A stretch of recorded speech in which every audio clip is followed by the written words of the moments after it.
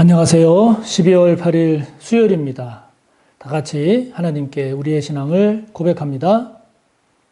나는 전능하신 아버지 하나님, 천지의 창조주를 믿습니다.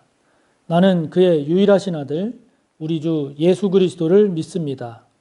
그는 성령으로 잉태되어 동정녀 마리아에게서 나시고 본디오 빌라도에게 고난을 받아 십자가에 못 박혀 죽으시고 장사된 지 사흘 만에 죽은 자 가운데서 다시 살아나셨으며 하늘에 오르시어 전능하신 아버지 하나님 우편에 앉아 계시다가 거기로부터 살아있는 자와 죽은 자를 심판하러 오십니다. 나는 성령을 믿으며 거룩한 공교회와 성도의 교제와 죄를 용서받는 것과 몸의 부활과 영생을 믿습니다. 아멘. 오늘 함께 나눌 말씀은 요한계시록 14장 14절에서 마지막 20절까지의 말씀입니다.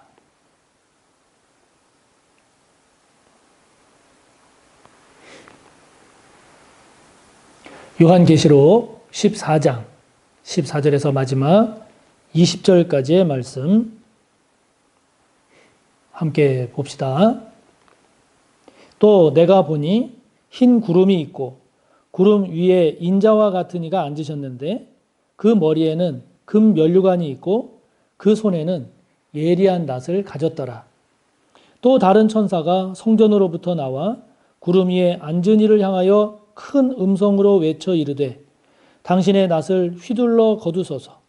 땅의 곡식이 다 익어 거둘 때가 이르렀음이니이다 하니 구름 위에 앉으신 이가 낫을 땅에 휘두르매 땅의 곡식이 거두어지니라.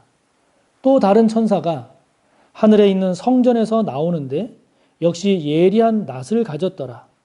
또 불을 다스리는 다른 천사가 제단으로부터 나와 예리한 낫 가진 자를 향하여 큰 음성으로 불러 이르되 내 예리한 낫을 휘둘러 땅에 포도송이를 거두라. 그 포도가 익었느니라 하더라. 천사가 낫을 땅에 휘둘러 땅에 포도를 거두어 하나님의 진노의 큰 포도주 틀에 던지매 성 밖에서 그 틀이 밟히니 틀에서 피가 나서 말 굴레까지 닿았고 1600 스다디온에 퍼졌더라. 아멘. 일곱 인의 재앙, 그 후에 일곱 나팔의 재앙에 이어서 이제 마지막 일곱 대접의 재앙이 시작되기 직전에 그 전에 보여주시는 마지막 환상, 이것이 이제 오늘 본문입니다. 이제 이루어질 마지막 일곱 대접의 그 재앙이 시작되기 직전에 보여주시는 이 환상, 이 환상의 내용을 통해서 저와 여러분이 살펴야 할 것, 또 이 내용을 통한 하나님의 뜻이 무엇일까? 성령을 의지해서 그 하나님의 뜻을 헤아려 가보고자 합니다. 오늘 내용을 보면 예리한 낫으로 곡식을 거두고 또 예리한 낫으로 포도송이를 거둔다 하는 그런 내용을 보여주고 계십니다. 여기 예리한 낫, 이 예리하다라고 하는 것은 그만큼 정확하다는 거죠. 그만큼 공의롭다는 겁니다. 그것처럼 분명하다는 겁니다. 예리한 낫으로 거두었다는 것은. 14절을 보면 곡식을 거두는 것은 구름 위에 앉아 계신 그 인자와 같은 이가 행하시는데 결국 주님이십니다. 주님이시고 포도송이를 거두는 것은 17절을 보면 천사가 하는데 결국 이것은 결론적으로 하나님께서 행하시는 하나님의 심판임을 우리에게 보여주고 있지요. 자, 먼저 말씀드린 대로 이 심판은 지금 예리한 낫으로 지금 행하시는 심판입니다. 이 예리하다라고 하는 이것을 공동 번역 성경을 보면 날카롭다 하는 걸로 번역을 했습니다. 새 번역 성경을 보면 날선 그것으로 번역을 했습니다. 우리는 보통 하나님을 은혜의 하나님, 사랑의 하나님이라고 많이 고백하고 또 그런 하나님의 속성 때문에 우리가 기뻐하고 또 그런 하나님을 좋아하고 사랑하죠. 그런데 우리가 분명히 알아야 될 게 무엇입니까? 하나님은 예리한 아주 날카로운 아주 날선 그런 검으로 그런 낫으로 심판하시는 공의로운 하나님이심을 공의의 하나님이심을 우리가 기억해야 합니다. 아주 정확하십니다. 아주 분명하십니다. 우리의 머리카락까지도 세시는 욥기 31장 6절에 나오는 말씀처럼 우리를 저울에 달아보십니다. 공의로우신 하나님, 의로우신 하나님, 아주 날카롭고 예리하고 날선 그런 낫으로 심판하시는 그런 하나님임을 저와 여러분이 결코 놓쳐서는 안 됩니다. 그렇기 때문에 우리가 하나님에 대한 생각이 너무 두루뭉술하지는 않은지요. 우리가 유연한 생각을 가지고 창의로운 생각을 가지는 것은 바람직하고 좋은 것입니다만은 그러나 우리의 생각이 신앙이 하나님에 대한 이해가 흐릿흐릿한 두루뭉술한 그렇게 하나님을 생각하고 있지는 않은지요. 만약에 하나님께서 예리한 낫으로 저와 여러분을 점검하고 평가한다면 저와 여러분이 어떤 평가를 받을 것인가? 하나님 앞에서의 정직한, 하나님 앞에서의 의로운 그러한 판단을 저와 여러분이 한번 점검해 볼 필요가 있습니다. 왜요? 하나님은 의로우십니다. 정확하십니다. 분명하십니다. 예리한, 날카로운, 날선 낫으로 심판하시는 하나님이심을 저와 여러분 꼭 기억하시기를 바랍니다. 그런 하나님의 심판이 17절, 18절을 보면 이제 땅의 곡식을 거둡니다. 땅의 곡식을 거두는데 이때의 곡식은 무엇을 의미하는가? 이것을 가지고 뭐 이런저런 견해들이 있을 수 있습니다만은 많은 경우 이 곡식은 하나님 나라에 참여하는 알곡, 하나님 나라에 참여하는 하나님의 백성, 그것을 의미하는 것으로 해석을 합니다. 결국 곡식을 거두는 것은 구원을 위한 심판입니다. 구원을 위한 심판. 혹시 여러분들 생각하시다가 하나님께서 이렇게 곡식을 거두다가 곡식이 아닌 다른 것들도 이렇게 대충 이렇게 섞여서 들어가지 않을까? 그렇게 생각하십니까? 절대 그런 일은 없습니다. 우리가 생각하는 것 이상으로 하나님은 예리하십니다. 저울에 다십니다. 분명하십니다. 이것을 우리가 놓쳐서는 안 됩니다. 이것을 우리가 가볍게 여겨서는 안 됩니다. 그렇다면 저와 여러분 진지하게 깊이 질문해야 합니다. 저와 여러분은 곡식입니까? 곡식에 해당될 수 있겠습니까? 누가 곡식일까요? 그렇죠. 예수님을 인격적으로 진심으로 영접한 사람입니다. 예수 그리스도가 그 심령 가운데 인격 가운데 있는 사람입니다.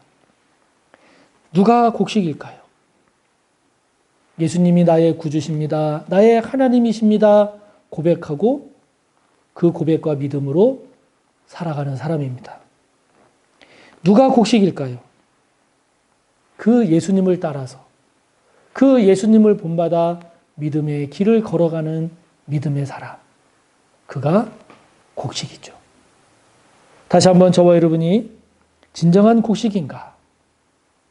하나님께서 예리한 낫으로 곡식을 거두실 때 그때 거두어 드려지는 곡식인가? 알곡인가? 다시 한번 저와 여러분이 오늘 말씀을 묵상하면서 하나님 앞에 깊이 기도하는, 그래서 곡식이 아니라면, 알곡이 아니라면 알곡신자가 되는, 곡식이 되는 그런 저와 여러분 꼭 되시기를 축복합니다. 19절, 20절은 포도송이를 거둡니다. 예리한 낫으로 포도송이를 거둡니다. 이 포도송이가 무엇을 의미하는가? 이것 또한 몇 가지 견해가 있습니다만은 많은 의견은 이것은 하나님의 진노의 대상으로 봅니다. 왜 그러는가? 그 뒤에 나오는 내용을 보면 그렇습니다. 그 뒤에 나오는 내용을 보면 예리한 낫으로 거두어진 이 포도송이를 20절에 보면 성 밖에서 밟아버립니다. 그 19절을 보면 하나님의 진노의 큰 포도주 틀에 그 포도송이를 던집니다. 잘 익은 포도송이든 아니면 안 익은 포도송이든 상관없습니다. 그게 중요한 게 아닙니다. 하나님의 진노의 대상이 되는 그러한 인생이면 그가 사회적으로 높든 낮든 재물이 많든 적든 잘 익은 포도송이든 축정인 포도송이든 관계없이 하나님의 진노의 그 포도주 틀에 던져집니다. 성 밖에서 밟힙니다. 성 안에 들어올 수 없습니다. 하나님 나라에 참여할 수 없습니다. 성 밖에서 그 포도주 틀에 밟히는데 그 밟혀서 튀는 포도주가 그 방울이 핍니다. 그 피가 튀는데 어디까지 튀는가? 말 굴레까지 닿습니다. 말 굴레가 뭔가요? 말을 타는 기수가 말을 이끌기 위해서 그 말 머리에 씌워진 끈이죠. 거기까지 그 피가 튀니까 얼마나 그 포도송이를 밟는 힘이 크겠습니까? 말 굴레까지 닿을 뿐만이 아니라 그 피가 1600 스타디온에 퍼졌다고 그랬어요.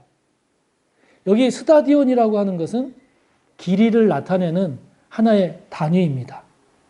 이 스타디온은 고대 그리스에서 달리기 경주할 때의 한 구간을 말하는데 보통 우리 지금 미터로 환산을 하면 192m 정도 됩니다.